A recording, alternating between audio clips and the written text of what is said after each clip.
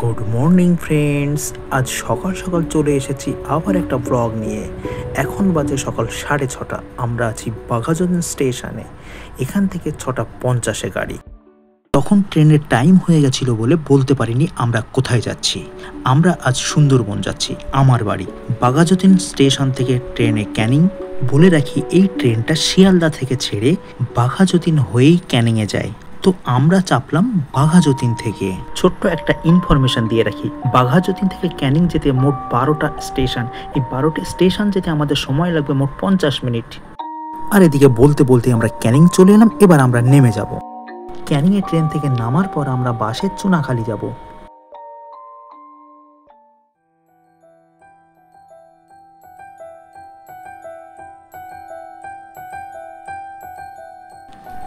এই দেখুন, চুনাখালি বাস স্ট্যান্ডে আমি নেমে গেছি। এখান থেকে 3 মিনিট হেঁটে আমরা ফেরিঘাটে যাব। আর ওই দেখুন, বাস থেকে আমাদের মোটুবাবু নামছে।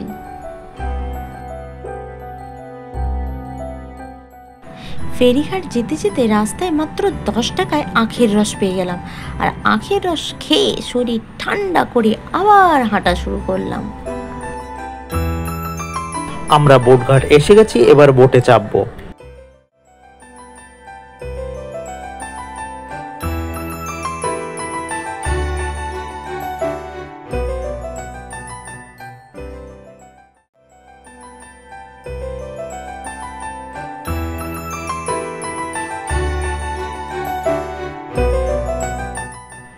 ইয়ে, কি মজা, বোটে চেপে গেছি।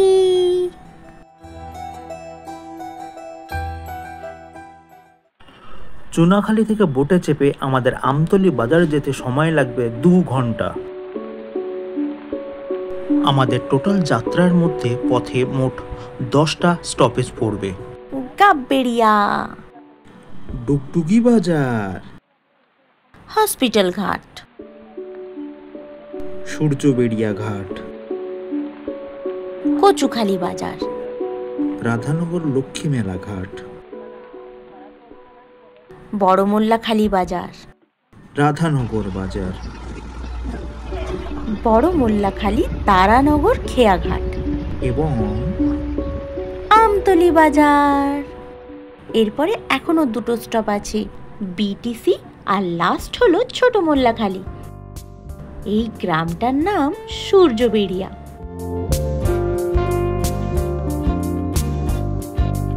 তবে আর একটা তথ্য আপনাদের দিয়ে রাখি, যে যে ঘাটের প্যাসেঞ্জার থাকবে না সেখানে সেখানে কিন্তু বোট দাঁড়াবে না।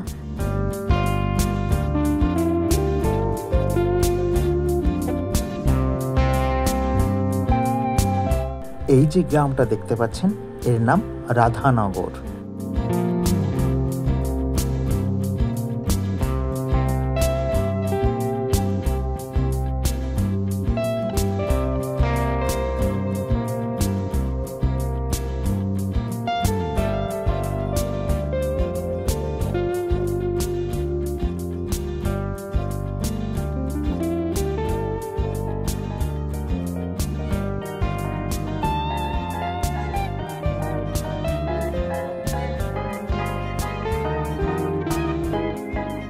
এখানে যে বড় বোটটা দেখছেন, এগুলোতে করেই সবাই সুন্দরবন ট্যুরে যায়। হয়তো আপনারা অনেকেই শুনেছেন সুন্দরবনে ইলিশ উৎসব হয়। এই শীতের সময় সুন্দরবন দেখার জন্য অনেকেই বাইরে থেকে আসেন। এই বোটগুলোতে করেই কিন্তু ঘোরানো হয়। কেমন লাগছে এসে? খুব ভালো এক্সপিরিয়েন্স, খুব ভালো লাগছে। নদীর ওপর দিয়ে সুন্দর বোটে করে যাচ্ছি। যদিও বোটের টাইমটা মানে ডিউরেশন যেটা আমাদের সেটা 2.5 ঘন্টা, বাট খুব ভালো লাগছে। এখানে কত সুন্দর বসার জায়গা আছে, একটু ঝালমুড়ি উঠেছে, ট্রেনের মতো স্টপ দিয়ে দিয়ে যাচ্ছি। তোমার কেমন লাগছে? আমি প্রথমবার উঠলাম তো, মানে আমার একটু ভয় ভয় লাগছে, কারণ আমি এর আগে কোনোদিন বোটে উঠিনি। এটা কি বলে, বোট বলে? আচ্ছা, তুমি তো আসলে এখানে থাকো, তুমি জানবে।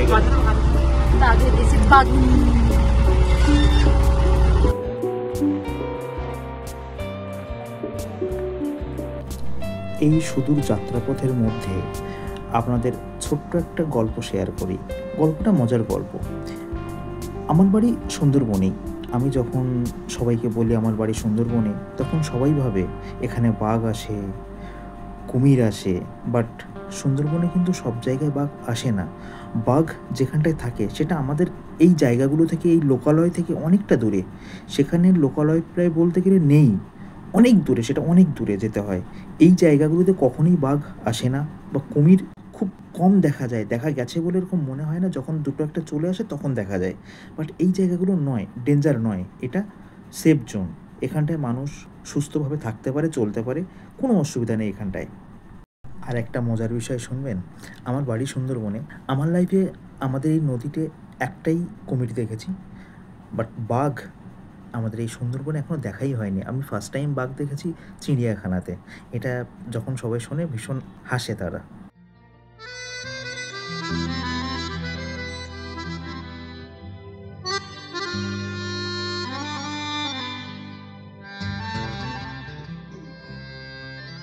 কথা বলতে বলতে আমরা 1.5 ঘন্টা পার করে ফেলেছি। অলরেডি আমরা বড় মোল্লাখালী বাজার চলে এসেছি, আর মাত্র আধ ঘন্টার মধ্যেই আমরা আমতলী বাজার নেমে যাব।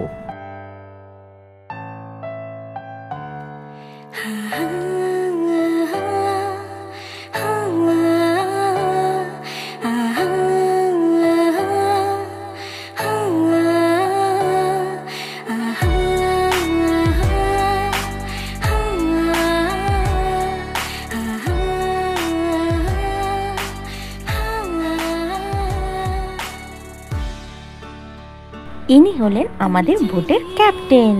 ইনি এখানে বসে বোটটাকে অপারেট করছেন।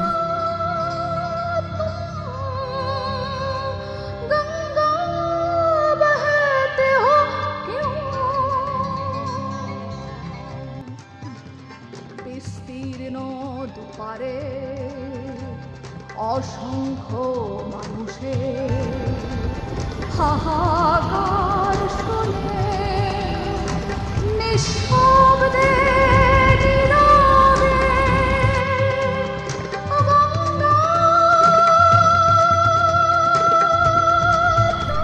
ওই যে দেখো কত হাঁস উড়ে উড়ে খেলা করছে।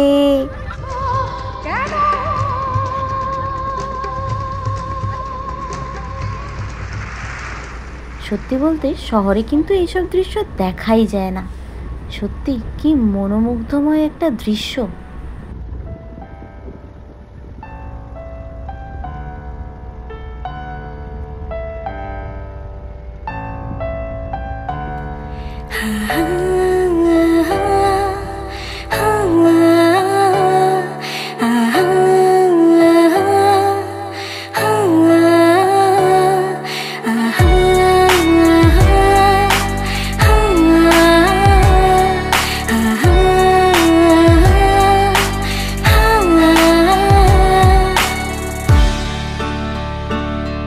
তুমি চাইলে মেঘে বৃষ্টি হতে পারতাম,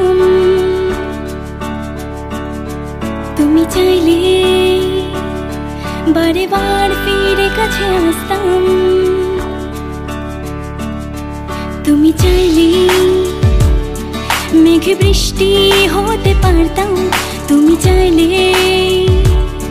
বারে বার ফিরে কাছে আসতাম, যেন আকাশে ঝিকিমিকি তারার দেশে কোনো ঠিকানা খুঁজে পাওয়ার সন্ধানে, যেন আকাশে ঝিকিমিকি তারার দেশে কোনো ঠিকানা খুঁজে পাওয়ার সন্ধানে